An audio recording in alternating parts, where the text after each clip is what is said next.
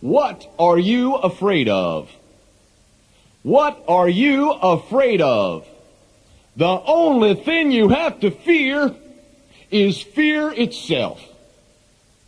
You know, so many people write to me. They write to the station. They write to me and they say, Reverend Tim, I have a problem. Reverend Tim, my husband's out of work. He's been drinking. Reverend Tim, my daughter was in a car accident. She's paralyzed from the waist down. Reverend Tim, my poodle broke his leg. Reverend Tim, I have no money. Reverend Tim, I have no job. Reverend Tim, I'm sick. Problems, problems, problems. Everybody has a problem.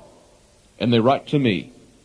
I want to tell you about a letter I got the other day from a Mrs. R. in Seattle. She has the nicest things to say. She wrote to me and she said, Reverend Tim, I've been watching your show every day for the past 10 years. I watch it with my husband, with my daughter, with my granddaughter, with my son, and with my mother. We all watch the show all together every single day. It is an inspiration to us. God bless you, Reverend Tim. Yours sincerely, Mrs. R., Seattle. I read that letter and I thought to myself, here's the answer to the problems. Wouldn't it be wonderful if more families were this close in these days of strife and stress? In other words, why don't people turn to each other for the faith and the strength they need in these trying times? Turn to your neighbors. Go ahead, be a neighbor. Invite friends over in the afternoon for coffee, for herbal tea. Talk to your husband. That's what he's there for. Go ahead, talk to him. Talk to your children.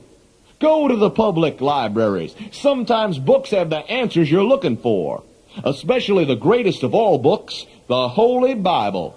I know a woman in Tucson, Arizona, reads one page of the Bible every day. She says it's changed her life. I know it's changed mine, because you've got to remember one thing. God helps him who helps himself. Sure, times are tough. Sure, life is difficult. Sure, you got problems. But if you've got faith, if you've got willpower, you can make it. I know you can. I'd like to talk to you right now about some of the tests, some of the obstacles that God is always throwing in our paths. You know, we are God's children. We are his sheep.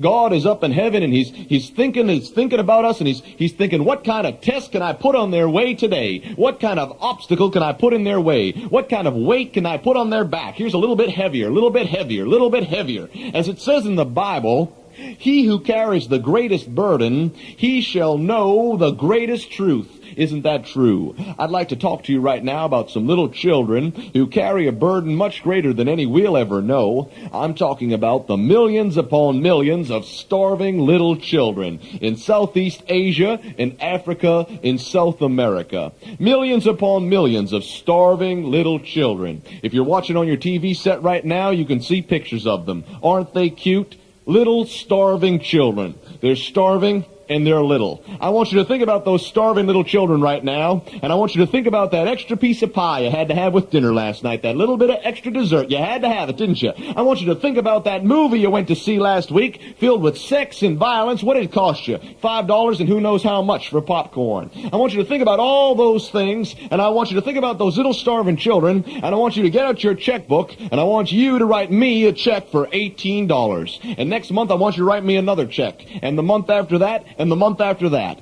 $18 a month, and you'll know you're doing everything you can to help me do everything I can to help those millions upon millions of starving children. $18 a month, and you can end starvation in the world today.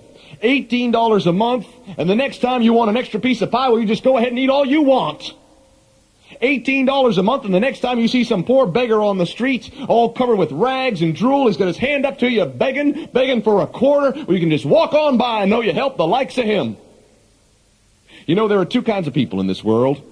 There are the haves, and there are the have-nots. And among the haves, there are two kinds of haves.